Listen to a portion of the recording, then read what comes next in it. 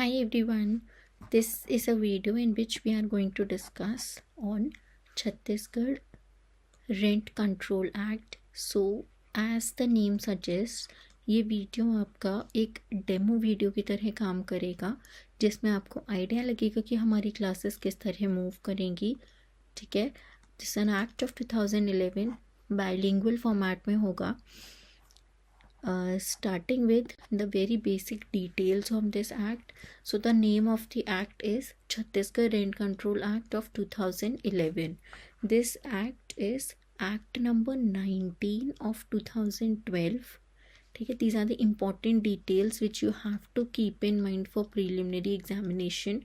आप कोई भी एक्ट पढ़ेंगे तो ये बेसिक चीज़ें हैं जो आपको पता होनी चाहिए।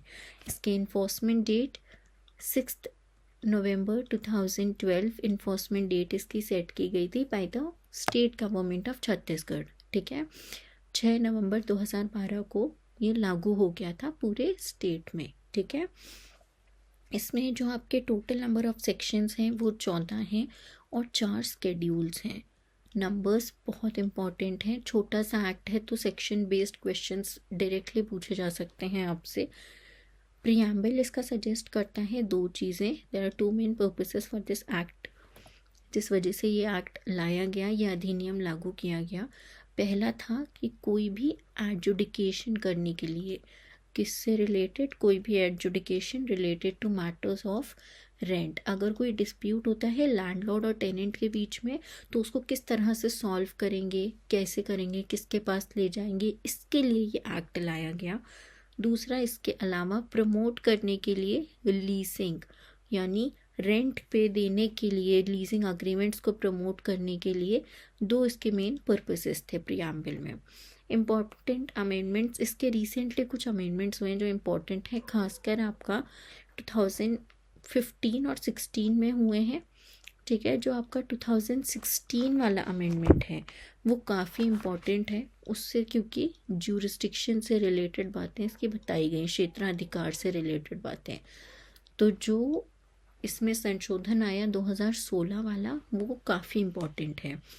ये आया था, ये एक्ट है आपका एक्ट नंबर कौन सा, अधिनियम संख्या 5 है 2016 की। ठीक है, इम्पॉर्टेंट है ये। कौन सी तारीख को लागू हुआ था, 14 जनवरी को। रैंडम क्वेश्चन है थोड़ा, लेकिन अमेंडमेंट रिलेटेड क्वेश्चंस पूछे जाते हैं प्रीलिमिनरी एग्जामिनेशन में। रीसेंट ट्रेंड हमने देखा है इसका, तो हम उन सारी चीज़ों को ध्यान में रखते हुए चलेंगे जो बाकी स्टेट्स में भी पूछे जा गए हैं क्वेश्चंस और प्रीवियसली छत्तीसगढ़ में भी पूछे जा चुके हैं।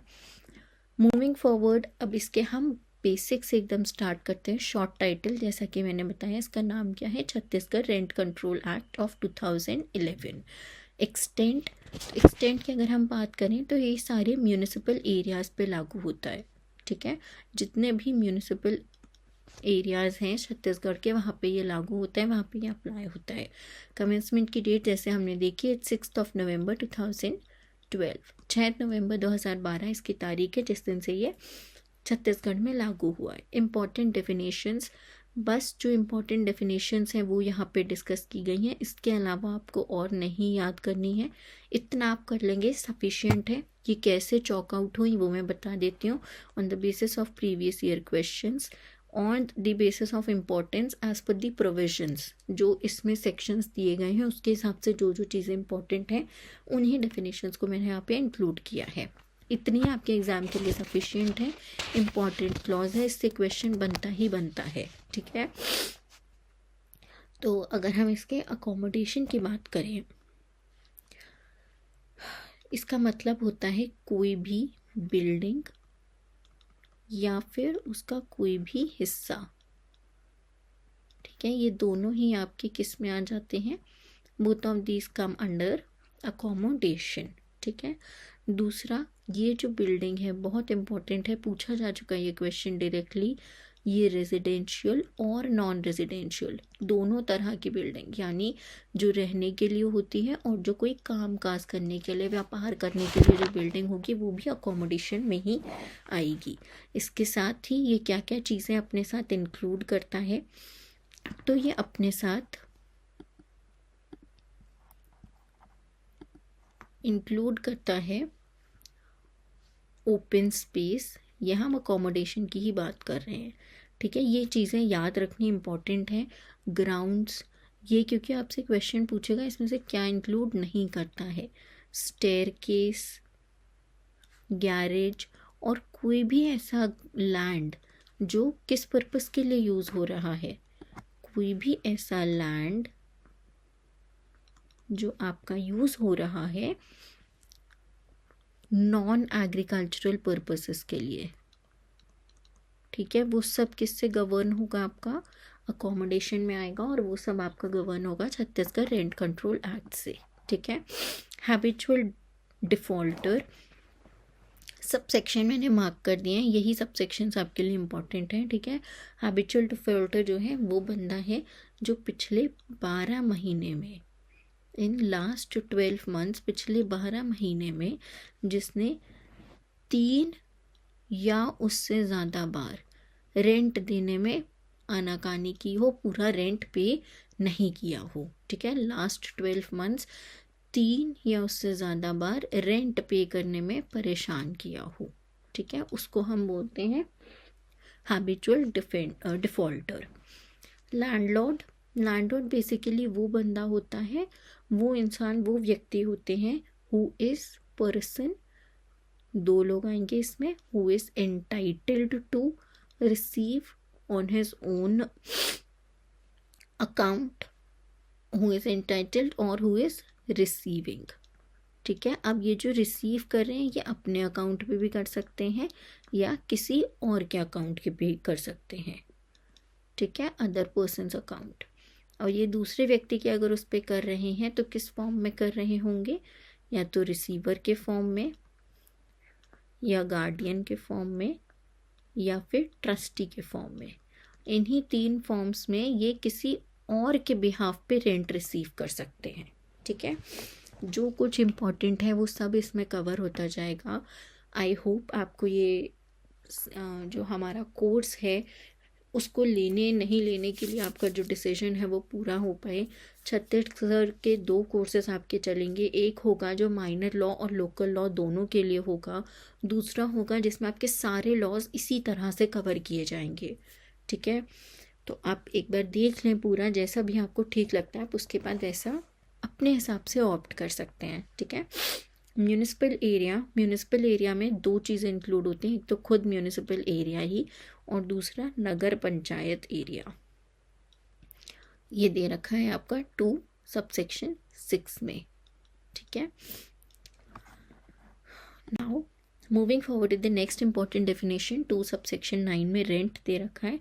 Rent is basically what, it is a consideration payable by the tenant to the landlord, ठीक है। कौन पे कर रहा है, टेनेंट पे कर रहा है, क्या है ये, एक कंसिडरेशन है, ठीक है। किराएदार द्वारा मकान मालिक को दिए जाने वाली जो भी राशि है उसको हम रेंट बोलते हैं। 2 सबसेक्शन 9, 2 सबसेक्शन 14 बहुत बहुत इम्पॉर्टेंट है, टेनेंट की डेफिनेशन। तो टेनेंट की डेफिनेशन क्या होती है, वो व्यक्ति जो रेंट पे कर रहा है या फिर जिसके अकाउंट पे रेंट पे हो रहा है, ठीक है। पर्सन बाय होम और ऑन हुज अकाउंट और on whose behalf the rent is payable, तो वो व्यक्ति जो रेंट पे कर रहा है, ठीक है, पहला। फिर ये किस उसमें कर सकते हैं, जो इनका कॉन्ट्रैक्ट है कि ये हम रेंट पे करेंगे, ये जो कॉन्ट्रैक्ट है रेंट पे करने वाला, ये या तो आपका एक्सप्रेस हो सकता है या फिर ये इम्प्लाइड हो सकता है, तो ज़रूरी नहीं है, यानी ये आपका व्यक्त हो सकता है, अभिव्यक्त हो सकता है, किसी भी फॉर्म में हो सकता है। अगर इनकी डेथ हो जाती है इन टेनेंट की, तो इसमें कौन और पर्सन्स हैं जो इंक्लूडेड हो जाएंगे, the persons who would be included as in the term tenant, जो और व्यक्ति हैं जो इसमें इंक्लूड हो जाएंगे in case of his death. तो भाई उसके लिए हमने क्या किया है, अकोमोडेशन को 2 पार्ट्स में डिवाइड किया है, ठीक है। अगर उनकी डेथ होती है तो हमारा जो अकोमोडेशन है वो 2 भागों में हमने उसको बांटा, कि मान लीजिए अगर वो रेजिडेंशियल अकोमोडेशन है, अगर वो रेजिडेंशियल नेचर का है तो इसमें, या चाहे वो नॉन रेजिडेंशियल हो, दोनों से हमें नॉन रेजिडेंशियल या जिसको हम कमर्शियल भी बोलते हैं, व्यापार वगैरह के लिए जिसका इस्तेमाल किया जा रहा हो, इन दोनों सिचुएशन में जो उनके सर्वाइविंग स्पाउस होंगे, जो उनके बेटे होंगे, बेटी होंगी या पेरेंट्स होंगे, मदर फादर दोनों इंक्लूडेड हैं, ठीक है, या उनके पेरेंट्स होंगे, ये सब क्या हो जाएंगे, ये सब टेनेंट कहलाएंगे। कब? जब वो व्यक्ति जो एक्चुअली रेंट वगैरह पे कर रहा था उसकी डेथ हो जाती है, तो उस केस में इन सब से भी हम रेंट मांग सकते हैं। ये क्या हो गए, हमारे टेनेंट हो गए, किराएदार हो गए, जो आम तौर पे इस व्यक्ति के साथ रह रहे थे या काम कर रहे थे, depending upon the nature of the accommodation, ठीक है। फिर सेक्शन 3 हमारा बात करते हैं एग्जेम्पशंस, यानी ये एक्ट कहाँ लागू नहीं होगा या कहाँ पे ये नहीं लागू होता दिखाई देगा, ठीक है। तो कहाँ लागू नहीं होता है, उन सारे अकोमोडेशंस पे लागू नहीं होता है, उन सारी जगहों पे, उन घरों पे, उन पे लागू नहीं होता है, उन घर नहीं सॉरी उन अकोमोडेशंस पे लागू नहीं होता है जो सरकार की हों, किसी बोर्ड की हों, ठीक है, किसी डिपार्टमेंट की हों, या फिर किसी गवर्नमेंट ओन्ड कॉरपोरेशन की हों। तो यहाँ पर ये लागू नहीं होता है। एक दूसरा, ये उन बिल्डिंग्स पे भी लागू नहीं होता है जो उनको पब्लिक इंटरेस्ट में गवर्नमेंट एग्जेम्प्ट कर दे। मतलब अगर सरकार चाहे तो वो किसी भी अकोमोडेशन पे ये बोल सकती है कि इन पे आप छत्तीसगढ़ रेंट कंट्रोल एक्ट जो है इसको लागू नहीं करोगे, ठीक है। अब आते हैं हम हमारी धारा 4 पे, जो बात करती है आपकी टेनेंसी अग्रीमेंट के बारे में। तो ये एक जनरल रूल दे रही है हमेशा के लिए, वो ये है कि ये जो टेनेंसी अग्रीमेंट है ये हमेशा के लिए it must be in writing, ठीक। अब ज़रूरी तो है नहीं कि अग्रीमेंट, हम सारे अग्रीमेंट्स जो टेनेंसी के लिए हो रहे हैं वो एक्ट आने के बाद ही हुए हों, कुछ होंगे जो एक्ट आने के पहले हुए होंगे। तो अगर कोई ऐसे अग्रीमेंट हैं जो एक्ट आने के पहले हुए हैं, अगर वो राइटिंग में थे, ठीक है, तो ये जो अग्रीमेंट है इसको आप सबमिट करोगे किसके पास, you have to submit this agreement to rent controller, ठीक है। इन केस वो राइटिंग में नहीं है, नॉट इन राइटिंग, तो आप पहले उस अग्रीमेंट को लिखित में करेंगे और फिर लिखित में करने के बाद उसको सबमिट करेंगे रेंट कंट्रोलर के पास। बस इतना कह रहा है ये। Rent as to be agreed, इसमें सबसेक्शन 2 बस एक है जो बहुत इम्पॉर्टेंट है, जो बेसिकली ये कह रहा है कि जो भी रेंट आपने अग्री किया और लैंडलॉर्ड टेनेंट है वो अपने हिसाब से अग्री कर सकते हैं, सबसेक्शन 1 कह रहा है, ठीक है। कोई डिस्प्यूट होता है तो कंट्रोलर के पास चले जाओ आप। सबसेक्शन 2 कहता है कि कब आप इसे पे करोगे, ठीक है, when it will be payable, इसको कब पे करना होगा।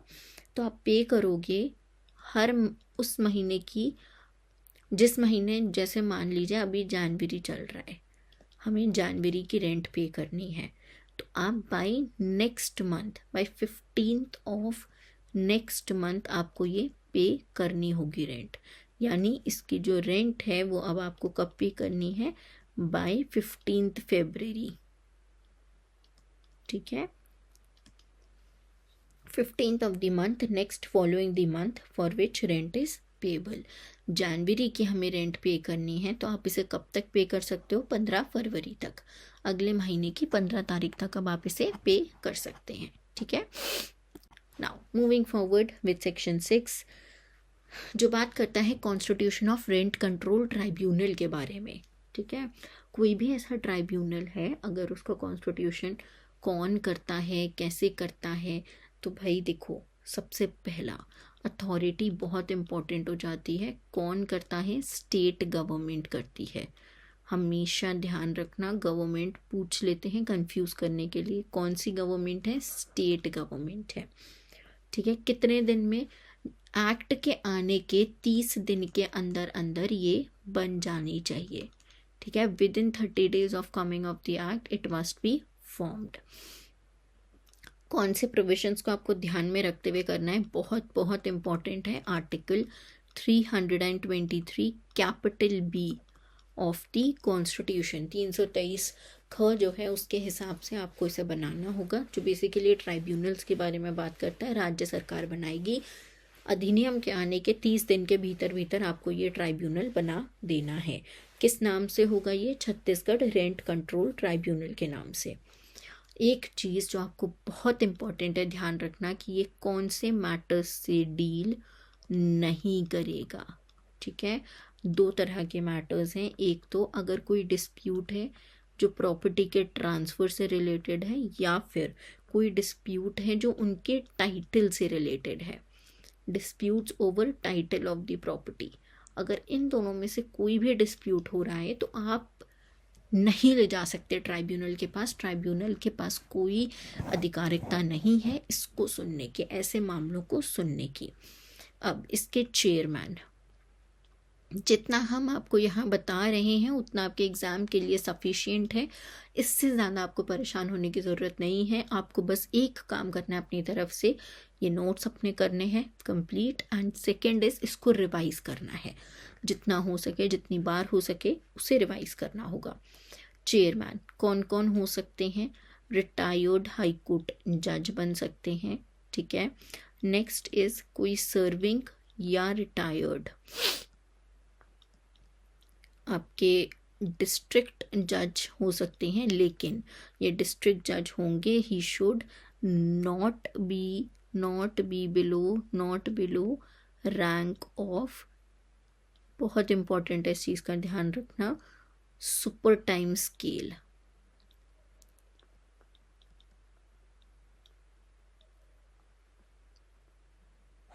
I'll write it on the next page only, next slide. ठीक है। Not below rank of super time scale. ठीक है। नेक्स्ट एक पोस्ट होगी इसमें, सब सेक्शन 4 इसका बता रहा है रजिस्ट्रार की। ये भी इम्पॉर्टेंट है। रजिस्ट्रार जो हैं ये कौन हो सकते हैं? ये he should not be a officer who would be below cadre of civil जज फर्स्ट क्लास। ठीक है। So please keep these things in mind. कौन?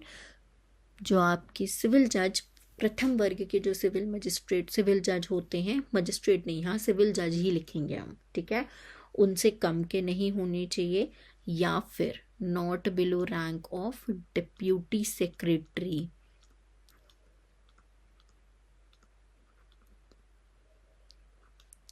टू स्टेट गवर्नमेंट, राज्य सरकार से जुड़े हुए जो इनके डिप्यूटी सेक्रेटरीज होते हैं, या तो वो व्यक्ति या फिर कोई सिविल जज क्लास 1 कैडर के कोई ऑफिसर, सिर्फ वही रजिस्ट्रार हो सकते हैं।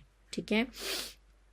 जैसा कि मैंने आपको बताया था 2016 का अमेंडमेंट, 2016 का अमेंडमेंट, यहाँ पर इसने ज्यूरिस्डिक्शन से रिलेटेड बात की है, जहाँ पे ये बोला है कि इस एक्ट के आने के बाद बाकी सारे कोर्ट्स बार्ड हैं कोई भी मैटर सुनने के लिए, जो ये ट्राइब्यूनल सुन सकती है। ठीक है। सिर्फ सुप्रीम कोर्ट अंडर आर्टिकल 136 और हाई कोर्ट अंडर 226 एंड 227, सिर्फ इनकी पावर्स को एग्जेम्प्ट किया गया। ठीक है। यानी अगर कोई उच्चतम न्यायालय चाहे 136 के अंदर कोई अपील गई है, या फिर उच्च न्यायालय चाहे 226 या 227 में कोई मैटर सुनना, तो वो सुन सकते हैं। बाकी सारी कोर्ट्स का ज्यूरिस्डिक्शन बार्ड है। ठीक है। बार्ड यानी कि इसका मतलब क्या होता है? यानी बाकी सारे न्यायालय इन सारे मैटर्स के बारे में, कौन से मामले? जो मामले हमारा छत्तीसगढ़ रेंट कंट्रोल ट्राइब्यूनल सुनेगा उस पर वो कुछ नहीं बोल सकते, बाकी दूसरे न्यायालय कुछ और नहीं बोल सकते। ठीक है। पावर्स और functions of rent control tribunal, देखो हुआ ये है कि 6 में दे रखा है इसका फॉर्मेशन और 8 में दे रखी हैं इसकी शक्तियाँ, वहीं 7 में दे रखा है रेंट कंट्रोलर और 9 में दे रखे हैं उसके कर्तव्य और उसकी शक्तियाँ। तो मैंने क्या किया है यहाँ पर, हमने ये किया है कि हम जो बॉडी है और जो पावर है वो दोनों सेक्शंस एक साथ देख लेते हैं। ठीक है।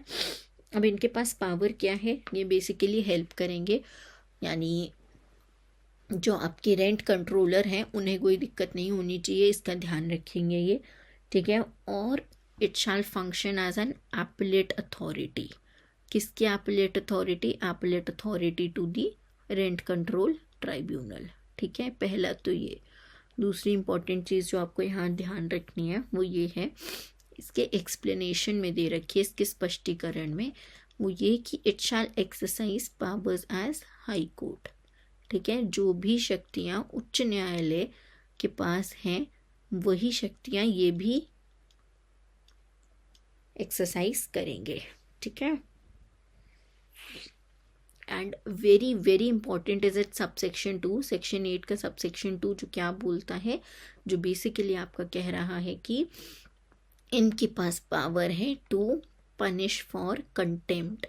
तो अगर इनकी मानहानि की जाती है इस किसकी, रेंट कंट्रोल ट्राइब्यूनल की, तो इनके पास पूरी पावर है कि ये कंटेम्प्ट के लिए पनिश कर लें। और प्लीज़ इस चीज़ का ध्यान रखिएगा, ये पावर जब तक स्पेसिफिकली नहीं दी जाती है तब तक कोई भी ऐसी judicial quasi judicial body exercise नहीं करती है। ठीक है, तो इस चीज़ का आप ध्यान रखिएगा। Now moving forward with establishment of rent controller, ये किस में है? सेक्शन 7 में है। Please do remember the sections, they are very important. यहाँ पर एक्ट छोटा सा है, आपसे डायरेक्ट क्वेश्चन पूछा जा सकता है रिगार्डिंग दी सेक्शंस। ठीक है, section 7 establishment of rent controller. जैसा कि एस्टैब्लिशमेंट कौन कर सकता है, बॉडी इंपॉर्टेंट है, स्टेट गवर्नमेंट करती है। अब रेंट कंट्रोलर कौन हो सकते हैं? रेंट कंट्रोलर देखो, एक तो नंबर स्पेसिफाइड नहीं है, डिपेंड्स अपॉन स्टेट गवर्नमेंट, या ये एक या एक से ज़्यादा हो सकते हैं। ठीक है, तीसरी चीज़ फिर कौन हो सकते हैं? he should not be a person who is not below rank of deputy collector। ठीक है, तो कम से कम उन्हें डिप्यूटी कलेक्टर तो होना ही पड़ेगा। इसके अलावा ये चीज़ें स्पेसिफाई कर दे रहे हैं कि जो हमारा रेंट कंट्रोलर है वो किसके सबऑर्डिनेट है। रेंट कंट्रोलर हमेशा ध्यान रखिएगा ये किसके अंडर काम कर रहे हैं, ये काम कर रहे हैं रेंट कंट्रोल ट्राइब्यूनल के अंडर। ठीक है, तो रेंट कंट्रोल ट्राइब्यूनल क्या, हमेशा ये सबऑर्डिनेट रहेंगे। पावर्स और फंक्शंस, इनके इंपॉर्टेंट पावर्स और फंक्शंस जो हैं वो दे रखे हैं आपके सेक्शन 9 में। देखिए 3 इंपॉर्टेंट इनकी पावर्स हैं, ये सब सेक्शन 1 में दे रखी हैं। सबसे पहला, कोई भी डिस्प्यूट होगा तो उसको रिकनसाइल करना। ठीक है, दूसरा रिकनसाइलिंग डिस्प्यूट्स। दूसरा होगा कोई भी राइट्स हैं किसके, लैंडलॉर्ड के या फिर लैंडलॉर्ड और टेनेंट दोनों के, उनके राइट्स को सिक्योर करना। और कोई भी जो ऑब्लिगेशन है उसको इन्फोर्स कराना, एनफोर्स ऑब्लिगेशंस। ठीक है, तो ये 3 इनके फंक्शंस हैं दोनों तरफ से, चाहे लैंडलॉर्ड के हों चाहे टेनेंट के हों, ये दोनों का ये काम देखेंगे कि ये दोनों काम कर रहे हैं। अब बहुत बहुत इम्पॉर्टेंट है कि ये जो भी प्रोसीडिंग करेंगे, please do remember this time period, इसके पेपर बेस्ड क्वेश्चंस आते हैं। 6 महीने के अंदर इनकी कोई भी प्रोसीडिंग इनके सामने जो लाई जाएगी वो कंप्लीट हो जाएगी। इनका एम यही होगा कि ये 6 महीने के अंदर इसे डिस्पोज ऑफ कर दें from the date of first appearance of the respondent. तो 6 months you have to keep this in mind. ठीक है, दिस इज इम्पॉर्टेंट। इसके बाद आता है आपका section 10, procedure which has to be followed by the rent controller and the rent tribunal. Now this 6 months time period पहले बारी में mention कर देते हो इसको, from the date of first appearance of respondent. तो जिस दिन पहली बार रिस्पोंडेंट इनके समक्ष आ जाता है उसके 6 महीने के अंदर इन्हें पूरी प्रोसीडिंग्स ख़त्म करनी है. प्रोसीजर, ये क्या प्रोसीजर फॉलो करेंगे देखो, बहुत इम्पॉर्टेंट है. That they are not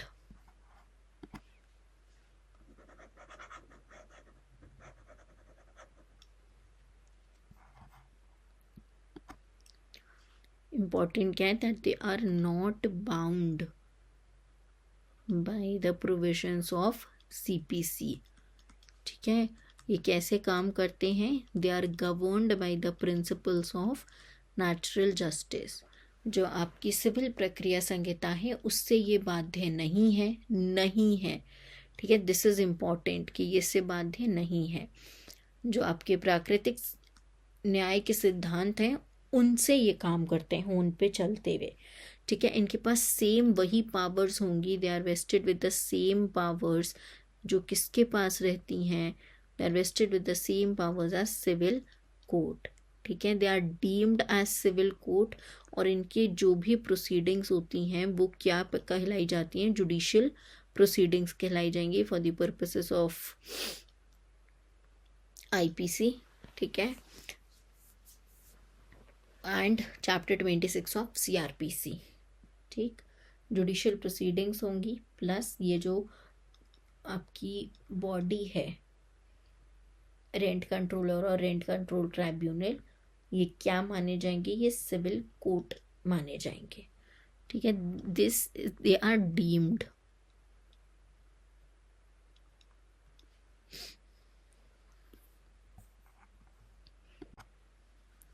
execution इस ऑर्डर का, कोई भी ऑर्डर अगर ये पास करते हैं तो उस एग्जीक्यूशन का ऑर्डर उस ऑर्डर का एग्जीक्यूशन कैसे होता है.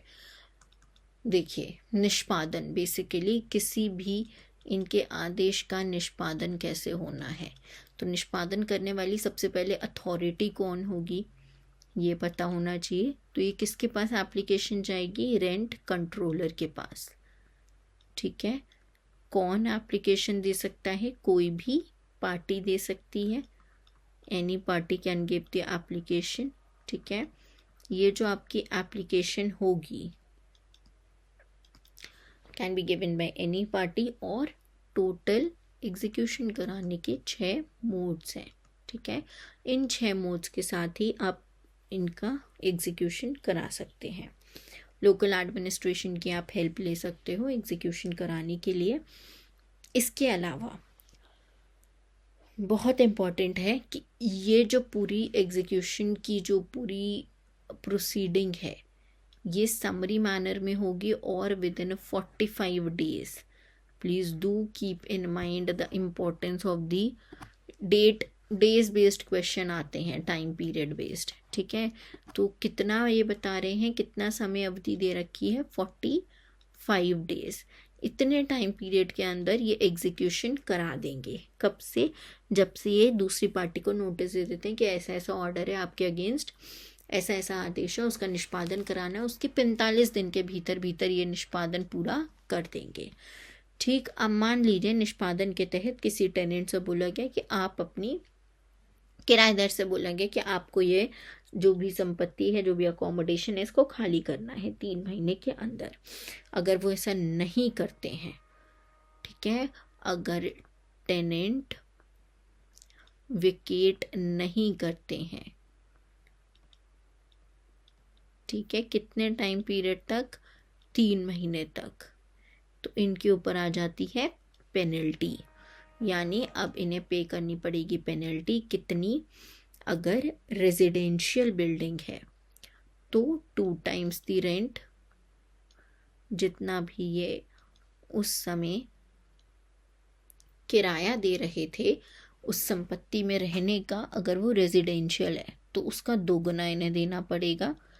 ठीक है, वहीं अगर ये कमर्शियल रहती, या किसी और पर्पस के लिए हो रही होती, व्यावसायिक उसके लिए हो रही होती, तो इन्हें 3 गुना देना पड़ता, कमर्शियल या फिर नॉन रेजिडेंशियल।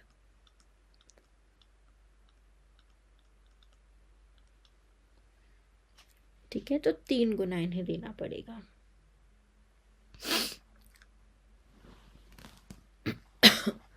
जितने फैक्ट्स इसमें आपको बताए जा रहे हैं, इस एक्ट में टोटल 4 स्केड्यूल्स हैं। इस एक्ट जो 4 स्केड्यूल्स दिए गए हैं उसमें से 2 जो हैं वो राइट्स के बारे में बताते हैं और 2 ऑब्लिगेशंस के बारे में बताते हैं। जो 2 हमें राइट्स के बारे में बताते हैं वो हैं आपके स्केड्यूल 1 और schedule 2।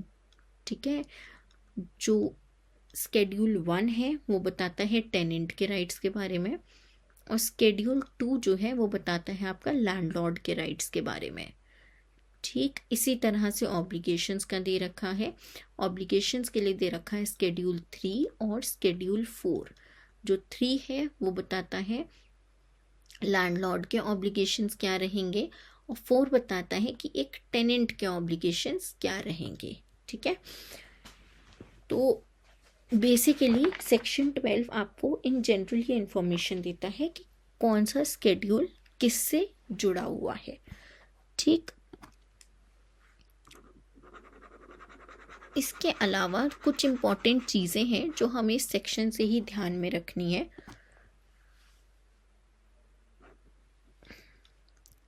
Schedule 3 and schedule 4 obligation के लिए है, लैंडलॉर्ड की और ये टेनेंट की। जो इसका सबसेक्शन 1 का प्रोवाइसो है वो ये क्लियरली बोलता है, आपसे एक क्वेश्चन पूछा जा सकता है। ठीक है, तो अगर मान लीजिए कोई matter, different type of matters हो सकते हैं और उसमें क्लैश ऑफ इंटरेस्ट हो जाए। ठीक, कौन सा मैटर है वो मैं आपको क्लियरली अभी बता देती हूँ। Give me a second. हाँ, हियर वी गो। तो मुद्दे चल रहे हैं। ठीक है, भिन्न भिन्न प्रकार के मुद्दे हो सकते हैं। 2 मेन मुद्दे हैं। एक है मान लीजिए किराए से जुड़ा हुआ, रेंट से जुड़ा हुआ। दूसरा है अकोमोडेशन जो उसने दे रखा है, उसके जो आपने कब्जा ले रखा है, किसने, किराएदार के पास जो कब्जा है उसको वापस लेने से जुड़ा हुआ। तो ऐसे मुद्दों में जो कंट्रोलर हैं,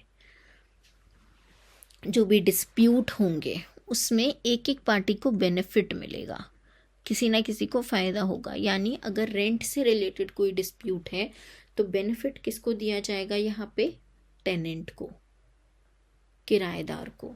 वहीं अगर प्रॉपर्टी को वापस लेने वाली बात आ रही है कि हमें अपनी प्रॉपर्टी वापस चाहिए, वहाँ पे किसको बेनिफिट दिया जाएगा, लैंडलॉर्ड को। ठीक है, इस बात को समझ लीजिए है क्या। 2 तरह के मुद्दे हो सकते हैं मेनली किसी भी लैंडलॉर्ड और टेनेंट के बीच में, किराएदार और मालिक के बीच में। या तो जुड़ा हो सकता है वो किराए से, या फिर इससे कि लैंडलॉर्ड कहने लगे, कि मालिक कहने लगे कि मुझे मेरी ज़मीन वापस चाहिए, तुम हटो यहाँ से। तो ऐसे में अगर ऐसे कोई मुद्दे उठते हैं तो बेनिफिट किसको कौन से मुद्दे में मिलता है। अगर रेंट वाला, किराए वाला मैटर है तो उसमें बेनिफिट टेनेंट को मिलेगा। और अगर पोजेशन, अगर उसको कब्जा वापस चाहिए, अपनी ज़मीन वापस चाहिए, तो किसको फ़ायदा होगा, मिलेगा। इसमें थोड़ा फेवर में रहेंगे वो, किसके रहेंगे, लैंडलॉर्ड के। ठीक है, अब बहुत बहुत इम्पॉर्टेंट है, टेनेंट के कुछ राइट्स हैं और लैंडलॉर्ड के भी वही हैं, सिमिलरली इनके ऑब्लिगेशंस हैं। मान लीजिए टेनेंट या लैंडलॉर्ड जो है वो एक दूसरे को कोई हक जो है, उनका अधिकार है, वो उसको पूरा नहीं करने दे रहे हैं, या उनका कोई कर्तव्य है उसको पूरा नहीं कर रहे हैं। एक कॉमन पनिशमेंट है, चाहे कोई भी पार्टी हो, इन दोनों में से कोई भी पक्षकार हो, पनिशमेंट हर सिचुएशन में कॉमन है। अगर वो ड्यूटी नहीं कर रहे हैं अपनी, अगर वो राइट, अगर वो ऑब्लिगेशन अपने फुलफिल नहीं कर रहे हैं, या कोई उन्हें, सामने वाली पार्टी जो है वो उनके अधिकार नहीं पूरे करने दे रही है, तो इन दोनों में, इन सब में कॉमन पनिशमेंट है सबके लिए। इसको याद रख लो, वो क्या है, उनके ऊपर जुर्माना लग सकता है, फाइन नॉट एक्सीडिंग, कितने अमाउंट, इम्पॉर्टेंट है ये। ठीक है, ₹5,000 और सिंपल इम्प्रिजनमेंट यानी सादा कारावास कितने वक्त का, for a term not exceeding 3 months, ठीक है, या फिर दोनों, या तो ये इनमें से कोई एक या फिर दोनों, ठीक है। तो इस चीज़ का ध्यान रखिएगा कि जब उनकी अगर इनमें से कोई भी काम वो पूरा नहीं होने देते हैं, कोई दूसरी पार्टी उनको अधिकार नहीं अपना पूरे करने दे रही है या कोई ऑब्लिगेशन नहीं पूरा होने दे रही है, तो ऐसे में जो उनको पनिशमेंट दी जा सकती है वो इतनी हो सकती है, ठीक है। कॉमन पनिशमेंट है, किसी से भी रिलेटेड कुछ भी पूछ लिया जाए तो यही पनिशमेंट रहेगी, ठीक है। नेक्स्ट हमारा प्रोविजन जो है वो बात करता है अपील की। भाई यहाँ पे क्लियर है एपलेट अथॉरिटीज़ कैसे रहने वाली है, मैं बता देती हूँ। तो टॉप मोस्ट रहेगी आपकी सुप्रीम कोर्ट, ऊपर से नहीं नीचे से ही स्टार्ट करते हैं, that would be better to understand actually. तो देखो, अगर कोई रेंट कंट्रोलर का ऑर्डर है, ये क्या करते हैं, कोई भी डिस्प्यूट सुनते हैं किसी भी लैंडलॉर्ड और टेनेंट के बीच की, ठीक है। कोई रेंट कंट्रोलर का ऑर्डर है तो उसकी अपील कहाँ जाएगी, रेंट कंट्रोल ट्राइब्यूनल के पास जाएगी, ठीक है। वहीं इनका कोई ऑर्डर है तो इसकी अपील कहाँ जाएगी, सुप्रीम कोर्ट में जाएगी, ठीक है। ये सिंपल है, इनके एपलेट अथॉरिटीज़ यही रहने वाली हैं, ठीक।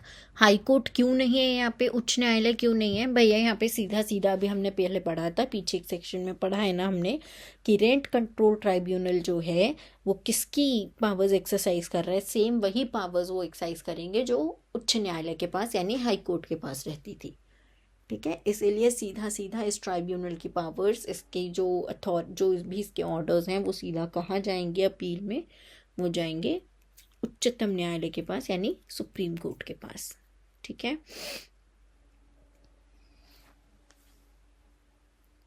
पावर टू मेक रूल्स 2015 का ये अमेंडमेंट था, 31/12/2014 को यह लागू हुआ था। किसके पास, सिंपल जो आपको यहाँ याद रखना है वो ये है कि किसके पास पावर है रूल्स बनाने की, स्टेट गवर्नमेंट के पास, राज्य सरकार के पास यहाँ पे उन्हें शक्तियाँ दी गई हैं कि इस अधिनियम के तहत कोई भी अगर उन्हें रूल बनाना है तो वो बना सकते हैं। कौन बना सकती है, स्टेट गवर्नमेंट, राज्य सरकार जो है वो चाहे तो इस अधिनियम के तहत कोई भी रूल बना सकती है, ठीक है। रिपील एंड सेविंग सेक्शन 14, इससे पहले एक्ट था 1961 का, यही नाम से था छत्तीसगढ़ रेंट कंट्रोल एक्ट। आपको बस ईयर ध्यान रखना है, 1961 का ये एक्ट था जिसको रिपील कर दिया गया 2011 के इस अधिनियम से, ठीक है। क्लियर है यहाँ तक?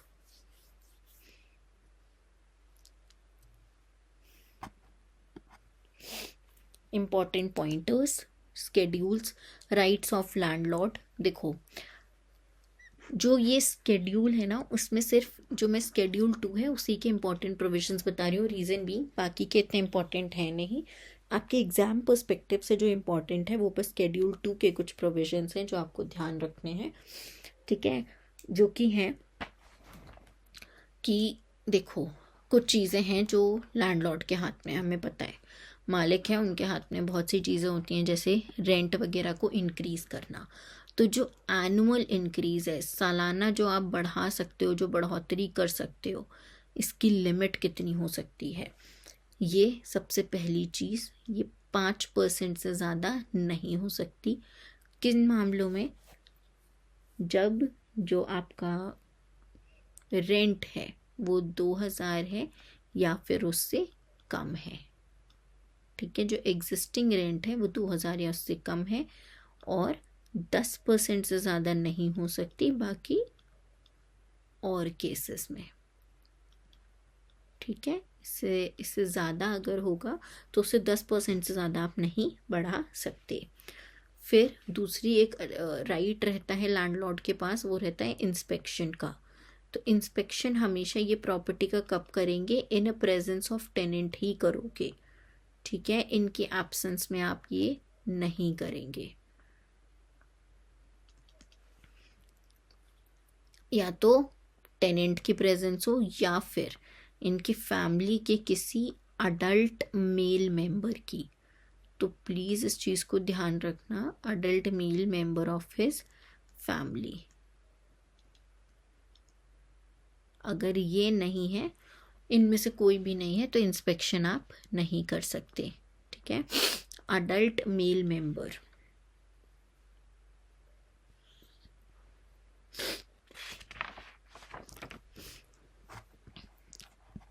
Just a second. अब यहाँ पर हम लास्ट एक हेड, मतलब जो हमारा चल रहा था स्केड्यूल वाला, उसमें राइट्स देख रहे थे लैंडलॉर्ड के। तो वो एविक्शन कराने का एक उनके पास राइट रहता है, लेकिन ये एविक्शन कराने के बाद पहले उन्हें नोटिस देना होता है। तो इससे आपके प्री के क्वेश्चन बनते हैं कि किस केस में उन्हें कितने समय अवधि का नोटिस, मतलब सूचना देनी होगी उस संपत्ति को खाली कराने के लिए, एविक्ट कराने के लिए।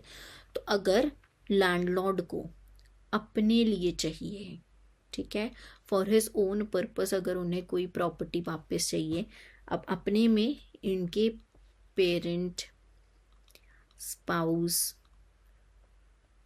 सन, डॉटर,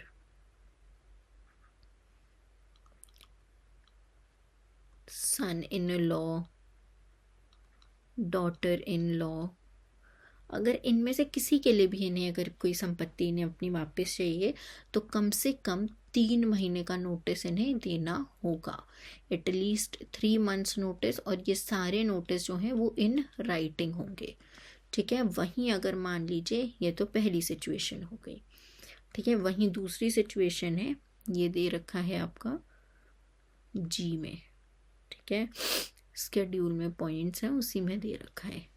एविक्शन का पॉइंट जो है वो शायद 11th पॉइंट है, ये दे रखा है आपका एच में। ये बेसिकली कह रहा है कि अगर मान लो इन्हें कोई रीज़न नहीं देना, कोई ऑब्लिगेशन नहीं है इन पे, कोई रीज़न नहीं देना है, without any reason, no any reason, no no no, without any reason, इन्हें बस अपनी प्रॉपर्टी वापस चाहिए, तो ये कितने महीने का नोटिस दे सकते हैं, 6 महीने का। लेकिन प्लीज़ इस चीज़ को ध्यान रखिएगा कि अगर वो इसके अंदर कोई भी प्रॉपर्टी वापस ले रहे हैं, तो इसे दोबारा से ये रेंट पे नहीं दे सकते। कितने टाइम पीरियड के लिए, 12 महीने के लिए, इसे फिर से नहीं दे सकते हैं। एक लास्ट और बहुत ही इंपॉर्टेंट है इसका प्रोवाइसो। वो कहता है कोई स्पेशल केस है, स्पेशल केस यानी कि, स्पेशल केस का मतलब है अगर मान लीजिए इस अकोमोडेशन की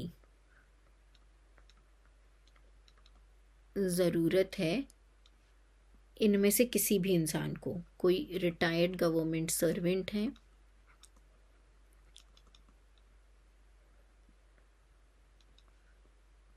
कोई विडो है, कोई आर्म्ड पर्सनल है, आर्म फोर्सेस में रहने वाले आर्म्ड पर्सनल, ठीक है, कोई आर्म्ड फोर्सेस में रहने वाला कोई बंदा है, ठीक है, कोई है जो मेंटली, लैंडलॉर्ड जो है वो मेंटली या फिजिकली हैंडीकैप्ड हैं, या फिर कोई वो सीनियर सिटीजन है। तो इनमें से अगर अकोमोडेशन की ज़रूरत, ऐसे इनमें से कोई भी अगर लैंडलॉर्ड है और उन्हें अकोमोडेशन की ज़रूरत है, 65 ईयर्स एज जो दे रखी है यहाँ पे, ठीक है, सीनियर सिटीजन की, तो इन्हें अगर ज़रूरत है अकोमोडेशन की, तो ये 1 महीने का बस नोटिस देके वापस ले सकते हैं किसी भी प्रॉपर्टी को। क्लियर हो गया है ये सब? आई होप आप लोग को क्लियर हो गया होगा, ठीक है। So I am in a habit of teaching, continuously classes चल रही हैं, रेगुलर कोर्सेज चल रहे हैं। इस 45 मिनट के वीडियो को सुनने के बाद आपको दोबारा से अपना बेयर एक्ट खोल के पढ़ने की कुछ भी ज़रूरत नहीं है। This is a complete compilation of the whole Chhattisgarh rent control act. इसके बाहर से आपसे कुछ नहीं पूछा जाएगा, ठीक है। जितना इसमें बताया गया इतना सफिशिएंट है। एंड आई रियली होप कि आप हमारे जो ऑनगोइंग छत्तीसगढ़ बैचेस हैं उन्हें ज्वाइन करेंगे। You would prefer joining them after going through this demo lecture, ठीक है। और जिस तरह से आपका ये एक्ट पढ़ाया गया है बाकी सारे एक्ट्स इसी तरह से पढ़ाए जाएंगे, कुछ भी आपका छोड़ा नहीं जाएगा। कंप्लीट कोर्स होगा वो, चाहे आप माइनर लॉ लोकल लॉ का बैच ले रहे हैं, चाहे आप कंप्लीट कोर्स ले रहे हैं, सारे एक्ट्स इसी तरह से पढ़ाए जाएंगे, ठीक है। So I really wish you all the very best of luck, all the best for your upcoming examination. Please go through this demo lecture and if you find it of any help, अगर आपको लगता है ये आपकी मदद करेगा, आपके लिए इतना जो भी आपकी दिक्कत है उसको सॉल्व करने में ये मददगार रहेगा, तो प्लीज़ हमारे ऑनगोइंग बैचेस को ज्वाइन करिए। Thank you.